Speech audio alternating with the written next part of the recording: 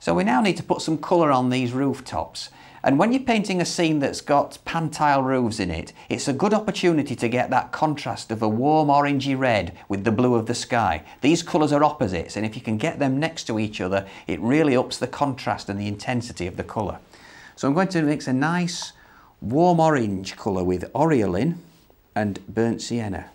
Plenty of burnt sienna in it. It's the red from the burnt sienna that gives us that rich pan tile colour.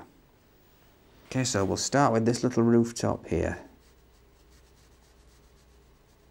Working down onto these. Good little detail there with the shape of that roof. Then this one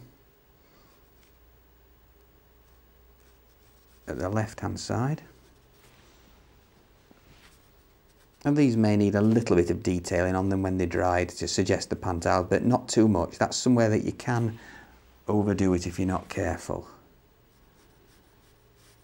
And it's important that this is more of a vivid red than the brickwork on the mill itself. Well, now that the roof's dried, I'm going to get a bit more of the shadow colour I used earlier. That's the mixture of cobalt blue and rose madder. And let's put a bit of shadow onto this roof that's cast by the mill itself, and onto this one here, all over that one. Shadow starts to make it look a lot more realistic, and it also helps us to separate one item from another. Like that roof there, it separates it from the one in front of it.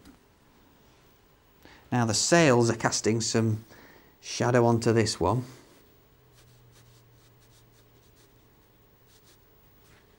And now I'm picking up some more of that rich dark brown. That's the mixture of ultramarine blue and burnt sienna, and just putting a few marks in to indicate the wavy nature of the edge of these pan tile roofs. Right along there, right along this bottom edge. Don't need to be too accurate, it's just a case of indicating the fact that you don't get a totally straight line there. And now I'm mixing just a thin wash of raw sienna with a little bit of Naples yellow, and we'll put the walls in of these two buildings.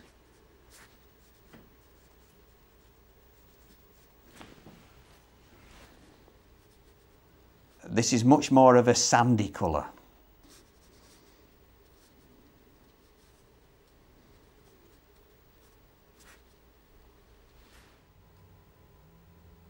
We're coming to the completing stages now of the buildings themselves, but I just think it needs a touch more shadow.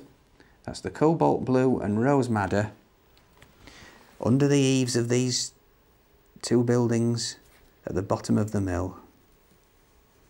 See how that makes them look more realistic straight away. And then while I've got this detailer brush, this large detailer, I'm going to take a little bit of rose madder with a touch of burnt sienna.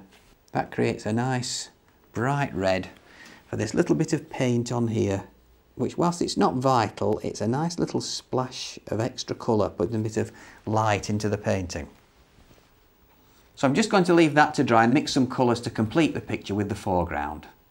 So using the number 10 brush, I've mixed up some colours. I've got some raw sienna with Naples yellow, some Oriolin with cobalt blue to create a bright green, and then some ultramarine blue, Oriolin and burnt sienna for a sort of dark olive green colour.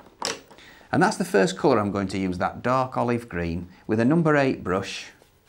Plenty of colour on the brush, and I'm just going to use the brush on its side to put in a sort of bush shape at this right hand side of the scene, using a bit of dry brush work.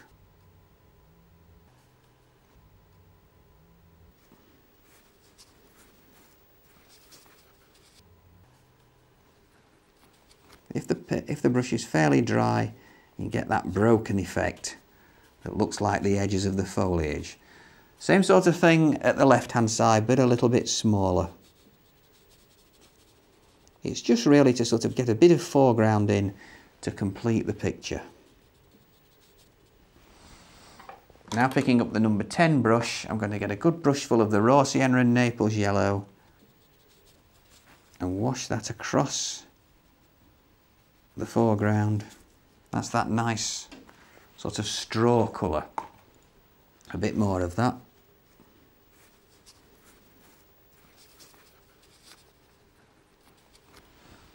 Then washing in a touch of the green. This is the Oriolin and Cobalt Blue. And really this painting isn't about foregrounds, but it's just putting this suggestion of foreground, quite a loose suggestion of foreground in, just to sort of place the mill on the ground. Now I think what I need now is, with the number 8 brush, a bit more of that dark green. That's the ultramarine blue, Oriolin and burnt sienna. I'm adding a bit more ultramarine this time to make it a touch darker and just help that to blend in both at the right hand side and at the left.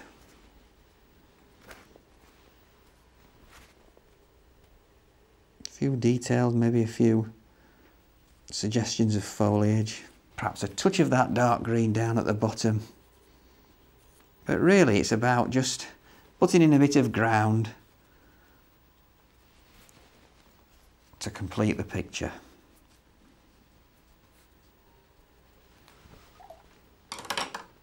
And then going back to the number 10 brush, just with clean water, we can just soften the bottom of the scene with some clean water, just to soften that out. And I think that completes the scene. So we can see from this scene how the mill and the little buildings surround it are definitely the main focal point. Look how I've used shadow and a few little details on the sides of the mill to create that rounded cylindrical look. It's also very important to note that rich contrast between the reddy orange of the pan-tile roofs and the brickwork on the mill itself, with the rich blue in the sky behind it. Get those colours together, and because they're opposites, they really can look as though it's the sun shining on the scene.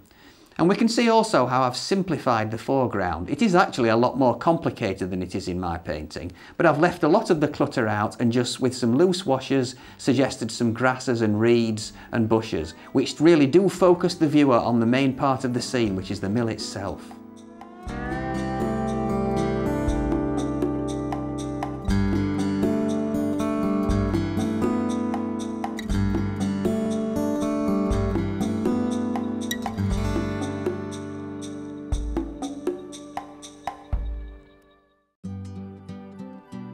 Now available on DVD. Try these techniques yourself at home whenever you wish. Today's workshop is now available to order on DVD from the Painting and Drawing channel. For further information and to order your copy, go to www.paintingdrawingchannel.com.